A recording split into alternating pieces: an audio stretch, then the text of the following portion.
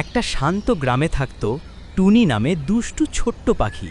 টুনি সবসময় কৌতূহলী, নতুন কিছু দেখতে আর শিখতে চায়।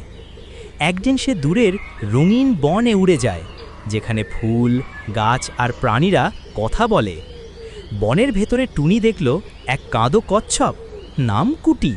কুটি বলল, বনটা আস্তে আস্তে রং হারাচ্ছে, সব কিছু ধূসর হয়ে যাচ্ছে, কারণ বনরক্ষক জোনাকি লাইট হারিয়ে গেছে। টুনি আর কুটি ঠিক করল তারা জোনাকি লাইটকে খুঁজে বের করবে। পথে নানা মজার অভিজ্ঞতা, নাচতে থাকা মাশরুম, হাসতে থাকা খরগোশ আর ধাঁধা দেওয়া তোতা পাখির সাথে দেখা হলো। প্রতিটি চরিত্র তাদের ছোট্ট সাহায্য করল। অবশেষে তারা এক অন্ধকার গুহায় পৌঁছালো। গুহার ভেতরে দুষ্টু কালো ছায়া জোনাকিটাকে বন্দি করে রেখেছে। টুনি সাহস করে গান গাইতে শুরু করলো, কুটি তাল দিয়ে পা ঠুকতে লাগলো। বনের প্রাণীরা সবাই মিলল, তাদের হাসি আর আনন্দে ছায়াটা দুর্বল হয়ে গেল। জোনাকি মুক্ত হলো, আর সঙ্গে সঙ্গেই পুরো বন আবার ঝলমল রঙে ভরে উঠল।